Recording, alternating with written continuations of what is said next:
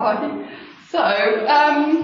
this little bit of the letter that we've got, when Flick and I first kind of read it through, I was like, meaty. I think what it's talking about is not easy to do at all. So, just right sort of straight off, I want us to break up into groups of 3 or 4, just so you can sort of sit and chat together. You can move the chairs, turn around. Now. Just to sort of think a little bit about in a bit more detail.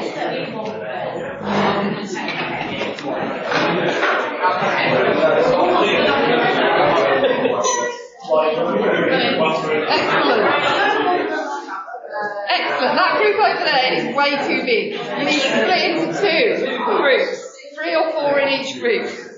Massive, and you lot, split up.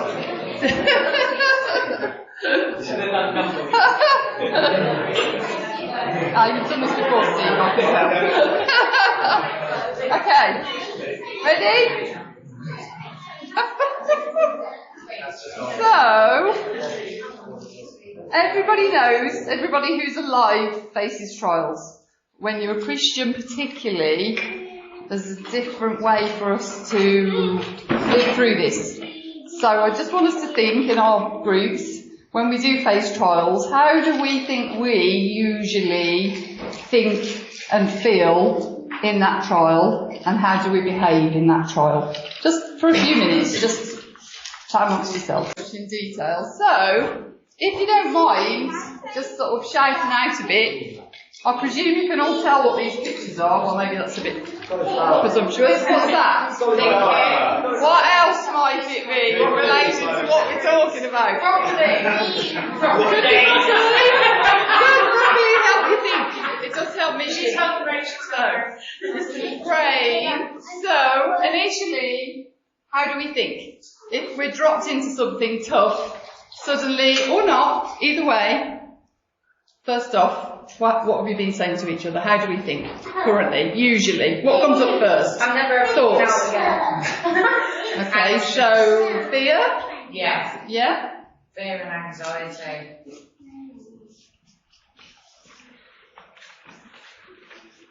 Anything else?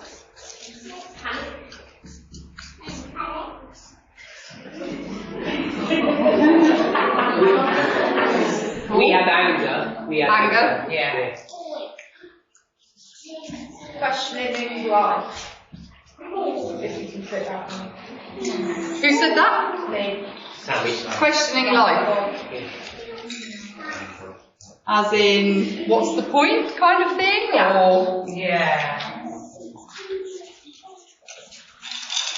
A big one as well for us, and Steve just said it as well, is you think, well, where's God? Why is this happening to me? Where's God? that's a big one, isn't it? It is a big one, isn't it? Questioning his existence. Very good. Okay. Anything else? Anyone else? Anything contradictory to this?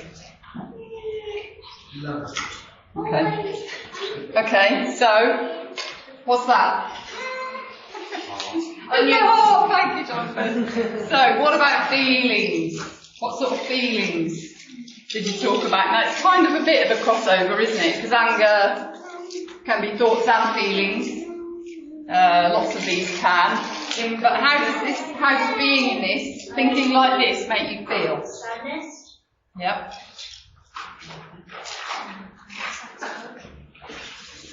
Yeah. Isolated. Yeah. So alone.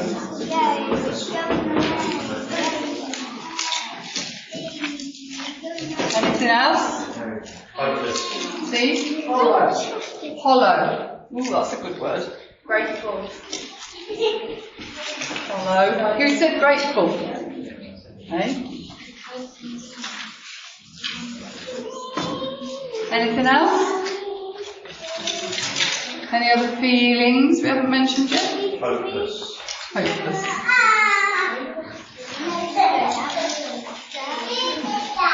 A bit like my writing. Okay, great.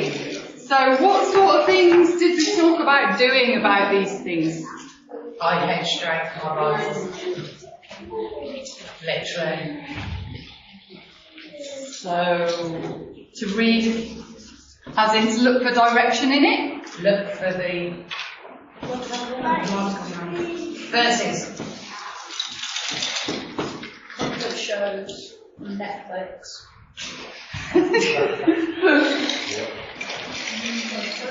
So, comforting TV. The fridge. What else? What else? The fridge. Comfort foods. Yeah. People. Talk to people, you mean? Talk to people.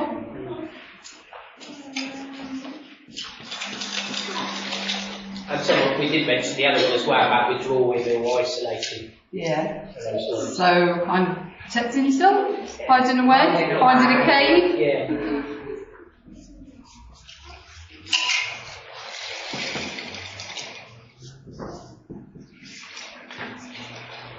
Okay. Brill. We had prayer. Good.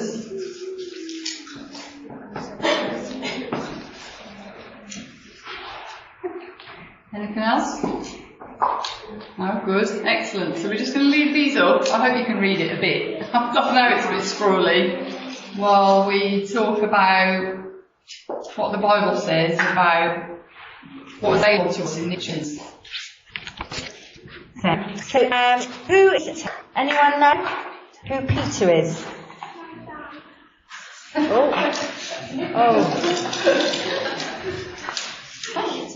Yeah. Has anyone met Peter before? Have you? That is brilliant. Anyone else met Peter? Sure, I've seen it. Yeah. So obviously we have our own Peter that has made some guest appearances, and but we've been looking at Peter, and he's written a letter. I've just got to warn you, it's 30 years after Jesus died, so I don't know when you last saw Peter, but he has aged a little bit. He's sort of 30 years on now, and he's a bit older, so just to warn you. But he wrote a letter to some Christians that were really struggling. They were Christians and they were getting a hard time from other people for being Christians or for doing what they thought God wanted them. So Peter writes them a letter, and we've got a very exciting guest appearance from Peter today, and he's going to read us a little bit of what he wrote to those churches. But what I want you to do is I need you to do some work for me, like you have been, and I need you to answer the question in your head. So as you're listening to him, the question is, what does Peter say to think and feel when something bad happens? So as you're listening, think, okay, we've thought about what we do, but what does Peter say for us to think and feel something bad happens? And you're going to get back into your groups after you've heard from Peter and answer that question. And there's a little bit of help from the passes up there as well. So, Peter, hello. Thank you so much for coming. Do you want to come down? Oh, a chair for an old man, yes, chair. Oh. Nice trainers.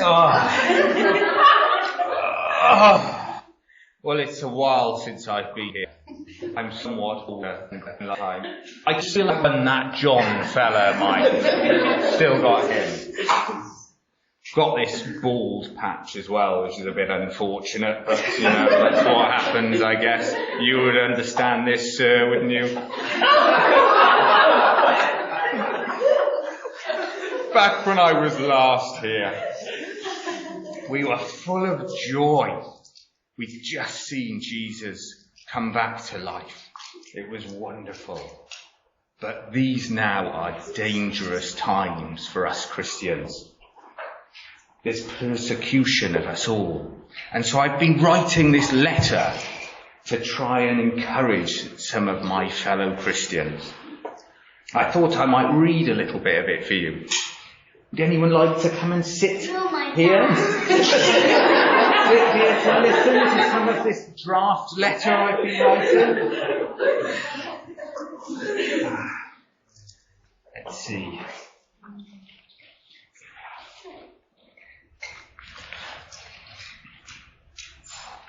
Friends, when life gets really difficult, don't jump to the conclusion that God isn't on the job. Instead, be glad that you are in the very thick of what Christ experienced. This is a spiritual refining process, with glory just around the corner. If you're abused because of Christ, count yourself fortunate. It's the Spirit of God and His glory in you that brought you to the notice of others. If they're on you because you broke the law or disturbed the peace, that's a different matter. But if it's because you're a Christian, don't give it a second thought. Be proud of the distinguished status reflected in that name. It's judgment time for Christians. We're first in line. If it starts with us, think what it's going to be like for those who refuse God's message. If good people barely make it, what's in store for the bad? So if you find life difficult because you're doing what God said, take it in stride. Trust Him. He knows what He's doing, and He'll keep on doing it. Thank you, Peter. That's all right. Thank you so much for coming. Thank you for having me again. It's a pleasure to see you all. Thank you. Cheerio.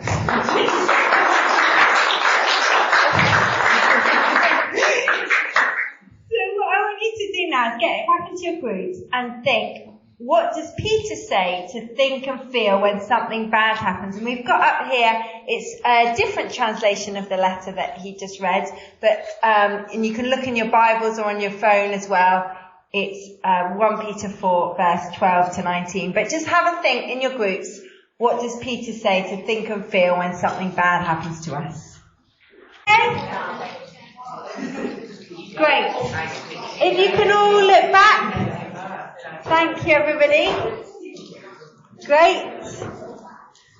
Great. Okay, so any thoughts then on what Peter says about how to think or feel when something bad happens? Yeah. You said basically never give up, because if you give up, he's not going to help you. Yeah, never give up. That's a really good do. So we've got a do, Sarah, which is never give up. Anything else? May said a really good one, don't despair. Don't despair. So that could be a bit of a thought or a feeling. I should know this, but I'm a bit despair. Don't despair. Any other thoughts? What Peter says? Yeah? Accept the situation, rejoice and stay committed. Amazing. You've just summarised the whole thing now, I think. Accept the situation. So that's easy. Yeah, accept. And there's something about rejoice. Rejoice. Rejoice there. Yeah, rejoice. And stay committed. Keep going, which is similar to Sam's point about don't give up. Brilliant. Thank you, Steve. Any other thoughts people had? Anything to add to that? Remember that God's in control. Remember God's in control, so that's a great thought. God's in control. So we've got a great thought over here. Anything else? Thank you so much.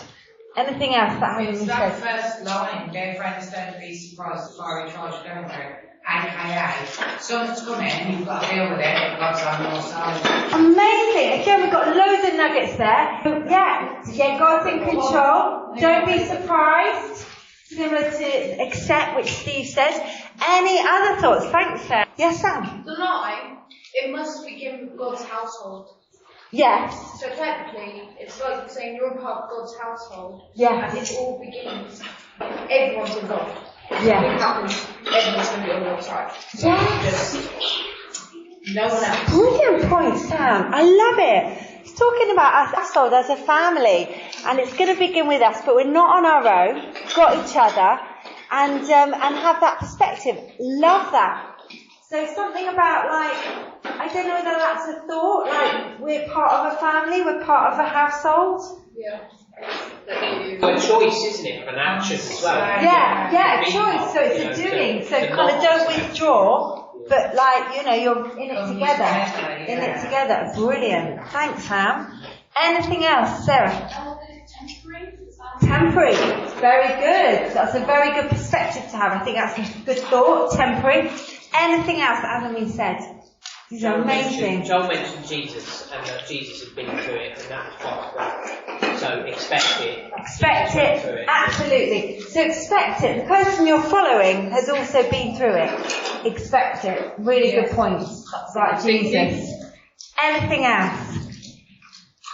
No. That's brilliant. Thanks so much. So, me and Sarah have obviously been thinking about this passage, and so we just thought we'd share a few thoughts as well, which tie in with some of yours, but you've also come up with some amazing ones as well, that we haven't thought of, so thank you so much.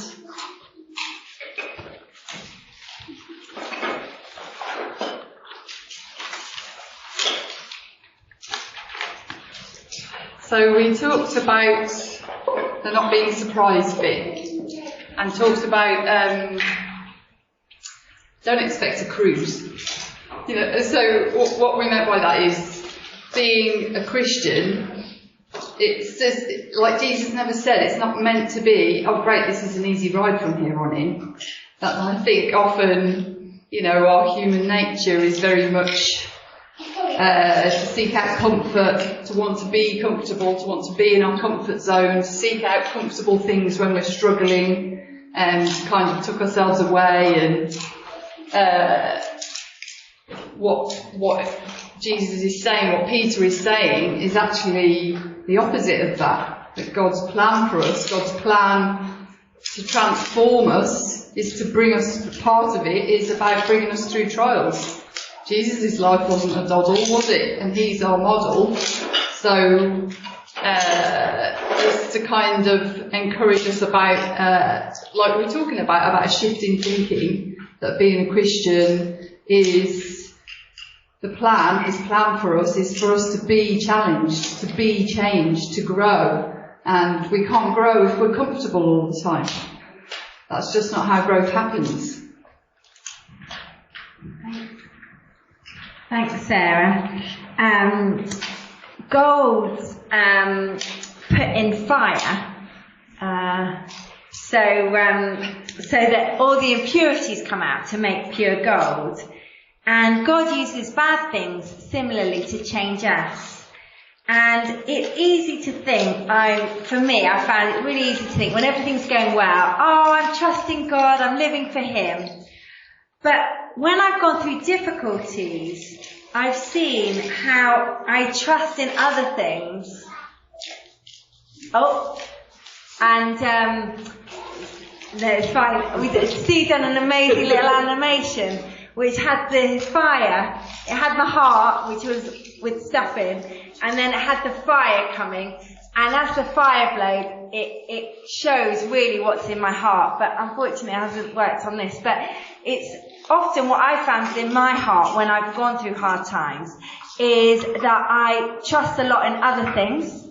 That although I think, I'm living for God, sometimes when I'm going through tough times, it really shows up actually how much I'm really living for myself. And I'm quite selfish, really. And also, I also know it shows up also how I often live to please other people. I care a lot more about what other people think sometimes than focusing on the only one that matters, which is living my life before God to please Him. And through hard times, we can get to know God better. And Jesus knows what it's like. He knows what it's like to be treated unfairly. He knows what it's like to lose people that he loves. He knows what it's like to be let down and abandoned by his friends. And when we go through tough times, it's like we get a tiny little insight into all that he chose to go through for us. And so that can help us love him more and get to know him better. And like Sarah said, we don't need to worry when we go through bad times that God's forgotten us or doesn't care about us, like we were talking about at the beginning. It's the opposite. Like Joel said, if his own perfect son suffered, how much more are we going to suffer? That's the pattern. That's the deal. That's what it's like. And Sarah was pointing out about the verse on 1 Peter 1. We're just saying that, sometimes it can feel like you've been forgotten, that you've got lost and that nobody sees where you are or what's going on. But in the message in 1 Peter 1, it says, I'm writing to exiles scattered to the four winds. Not one is missing, not one forgotten. God the Father has his eye on each of you and has determined by the work of the Spirit to keep you obedient through the sacrifice of Jesus.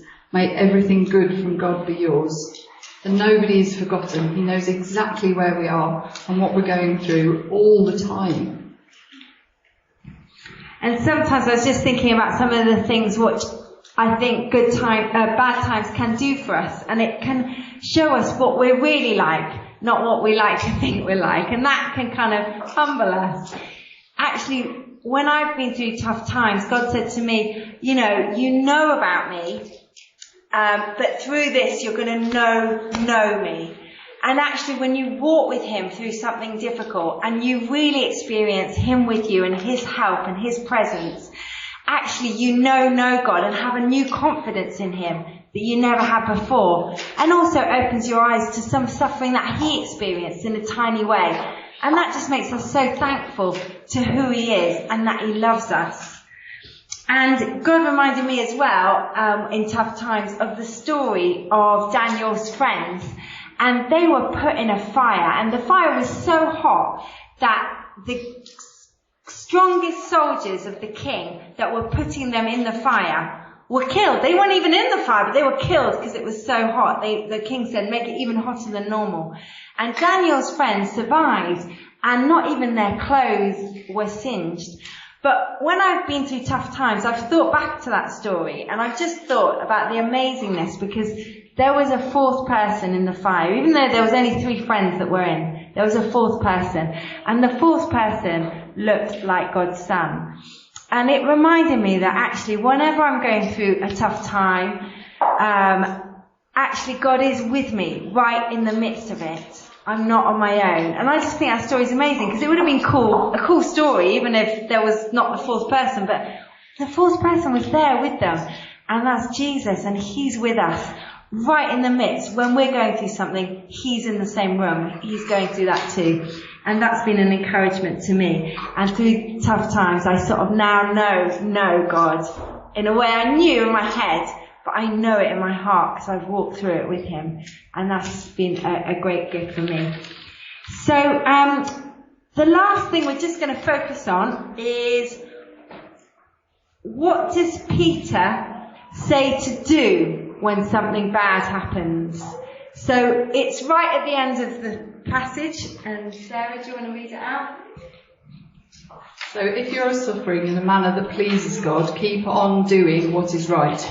Trust your lives to the God who created you, for he will never fail you. Keep going, is what he's saying. Keep going. Keep doing while you're being challenged and going through difficult things. Stick to the plan. Take it in your stride. Keep going. Trust him. He's got you always, forever, and this is all part of his plan. Always. Thanks, Sarah. And a lot of you guys have already said the stuff about keep going, don't despair, keep it, and getting busy doing good. Sometimes it's tempted, like we said at the beginning, to just isolate yourself and focus, and I've been guilty of that. But sometimes when you keep going, thinking, like Therese talked last week, use your gifts to help other people. Keep on doing that, and that actually being busy doing what God's asked you to do can also help you and your perspective, as well as carrying on being a blessing to other people. And we got just a little visual just to finish with. So just wondered if we've got any volunteers To do. Yes, please. Do you want to come up? And you can come up with your dad if you want. Do you want to come? No, don't want to. But thanks for volunteering. Anybody else want to volunteer? So what you've got to do is it's a trust exercise. So you've got to stand and fall, and someone will catch you. You can choose who's going to catch you. Does anyone want to do it? Joe? Come on. Anybody? Esther? Charlotte? Come on, Charlotte. Go on. Okay, Pascal. Who do you want to catch you? Reese. Okay, Reese, come up. Okay, so Pascal, I want you to look straight ahead that way. And Reese, I want you to stand here. And Pascal, I want you just to fall back, please. Oh, wait. Oh.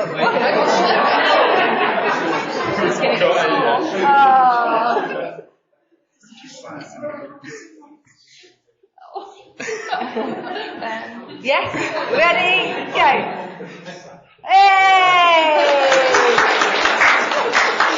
And it was really interesting, wasn't it? Because Pascal, when she volunteered, she said, I want Reese. She didn't say, okay, Flick, yeah, you do it. She was like, I want Reese. And that's true. It says in another version that we can trust ourselves to our faithful Creator. We're not trusting to someone like me that's 50-50 may not catch somebody. We're trusting to somebody that's made us and is our Father and is faithful. And that's who we're putting our trust in.